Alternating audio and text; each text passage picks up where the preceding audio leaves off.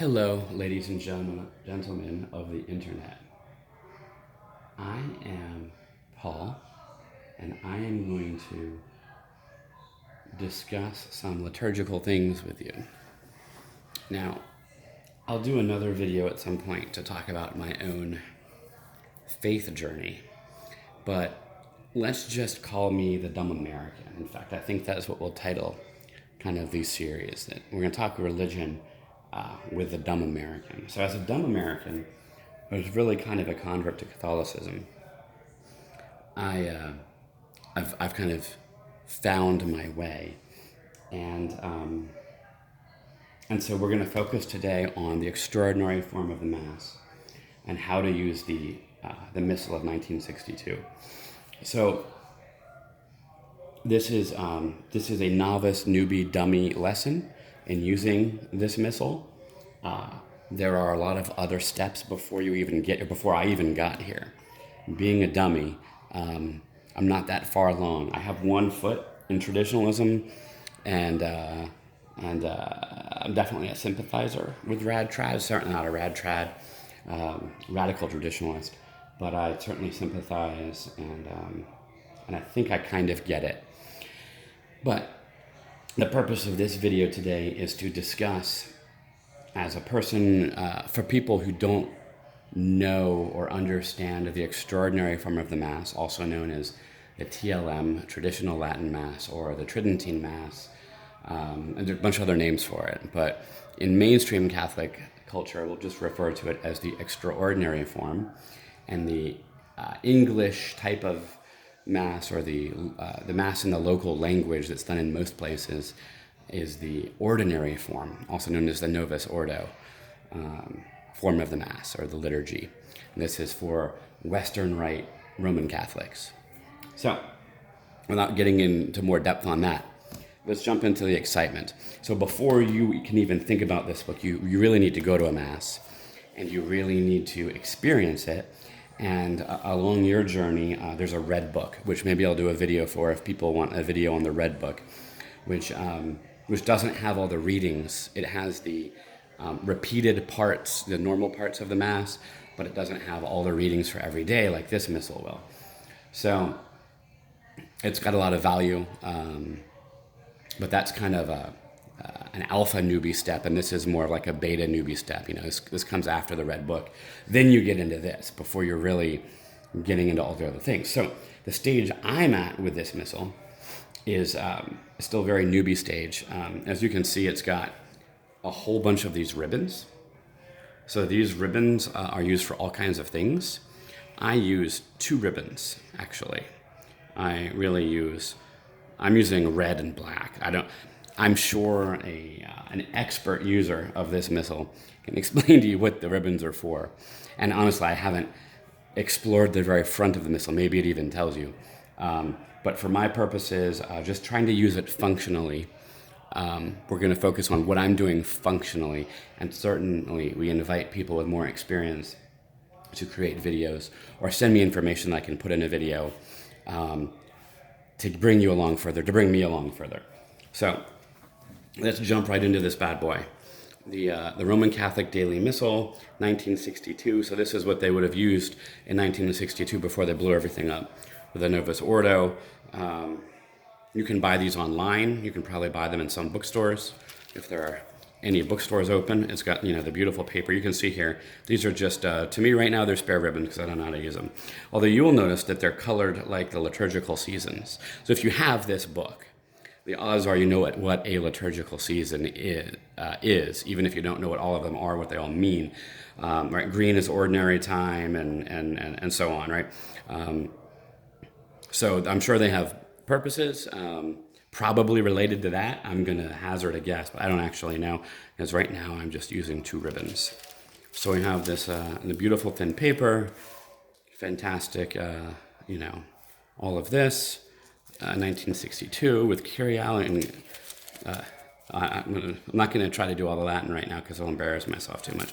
In Gregorian notation, Angelus Press. These are the good dudes that you want to go to. Let me lift this up here. You can kind of see this page here. you definitely want one of these books. And here you can see it looks like an old book with like the gold page trim and so on. But you can see it's not really that old because it's got a website listed here, angeluspress.org. So the Angelus Press is a very great company organization. I don't want to hazard any guesses in this video because I don't want to be wrong. But the point is that they produce fantastic materials like this for your consumption. So here we have, it's a newly typeset based on the Ideal Missal revised by Sylvester P. Jurgens, yada, yada, yada, 1962, bore the Neil Obstad of Arthur J. Scanlon, STD, and the imprimatur of C. Aikens. Don't know how to say these words. There's names. Antwerp. I don't know.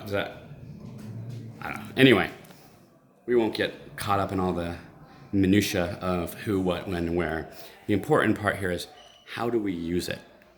So as you can see, the contents breaks down all kinds of things. You've got feasts throughout the year, liturgical calendar, like we were talking about, all these things, Advent, Christmastide, etc., etc. But what we're doing in this newbie guide is just, you get this book, your wife loves you, wherever you get this book from, your kids love you, something, you get this book. How do you start using this book without having to be an expert? So we're going to dive in. The two ribbons I use currently are here. In this book, we're looking at page 839, Mass of the Catechumens. So I have my ribbon stashed here. This is essentially the basic flow of the Mass, the form, ordinary. I don't know. I'm having word issues, but the point is, here we are. So if you go to an extraordinary form low Mass, and the high Masses, obviously are similar, but a lot of it's sung and so on. So we're going to focus on the low Mass in this because we actually say things, right? So you have the bit here. You've got your Latin, you've got your English. Your priest comes in nomine Patris et Filii et Spiritui Sancti, Amen, right? He crosses himself. And then we respond, right? This is with his hands joined, you have the red, right? Say that, do the red and say the black. With his hands joined before his breast, he begins the antiphon, Introibo adulteri Dei. And then the R would be Ad Deum qui laetificat juventutem meum. So this is where we jump right into responses, right? And we have the English and the fantastic translation with what they mean. And we'll turn the page and we go through, responding as we're supposed to. We get down to the priest's confiteor. And then on the next page, we're going to have our confiteor, all right? So if you've been to Extraordinary Form Mass, and if you've seen the Red Book, you're familiar with this. What's lovely about this book that the Red Book doesn't have, a number of things. One, it's got the confiteor again for you, because often it'll have a confiteor in one spot, but then it doesn't have it in the other spot. This way you don't have to flip back and forth for the confiteor. We have all this good stuff. Priest goes up to the altar, Oremus. He does these bits. And then what I really want to show you what's exciting, one of the things that's exciting, is that, here we go, we get to the introit, right? Get here, and then the introit. So this is what changes every day. These things, the introit, the preface, I believe, changes every day. Obviously, the gospel does. Obviously, the epistle does, right? So we have these red boxes that are letting us know that these things change every day. So what I do is I have my red ribbon here set to where we are in the calendar. So if you come here, and this just happens to be kind of where we are, green, that probably tells me, I don't know what it all means yet. But the point is I got a red marker here because we've got the 8th Sunday after Pentecost. So here's your introit, right? So when we're doing the introit here, boom, I flip here, I've got my introit, I've got the collect, I've got the epistle, I've got the gradual, alleluia, gospel, and so on. So I've got offertory, secret, communion, post-communion. So these are all the things that change every day. And then next, after that's done, we go to the 9th Sunday after Pentecost. So that'll be the following weekend. Okay? So I'll move my red ribbon after that Mass is over to here.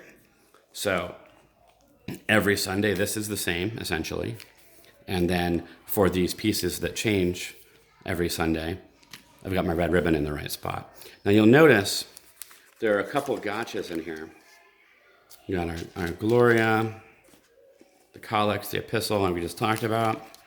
So this is all kind of, I'm flipping to the other side for the red boxes, and then we have these. And then what we've got our Gospel. There's one section in here that gets pretty intense. We got the Creed. Okay, we got the Mass. A part here. And there's a part with prayers where it gets pretty intense in this section. Just kind of flip ahead to it. So this is largely our priest, our celebrant, talking and going through all these parts here, right? But it's got all of them, right? The important part is, now the red book has this stuff too. But here we go. We got secrets, preface. So this is all the same. Aha, here we go, right? The preface. So it's got these bits. And then what you do is, oh boy, this gets overwhelming. And so I'm still at the point where I kind of skip past this because I'm not fast enough to keep up. But so you've got the preface of the Nativity on Christmas Day, and from Christmas till the Epiphany, you've got Epiphany, you've got Lent, you've got of the Holy Cross, which is from Passion Sunday till Maundy Thursday, and on the Feast of the Holy Cross and the Precious Blood, we've got the Nativity and Epiphany. Oh, I'm sorry, those are the English side, translated side. But then you've got a whole bunch of these, essentially, right?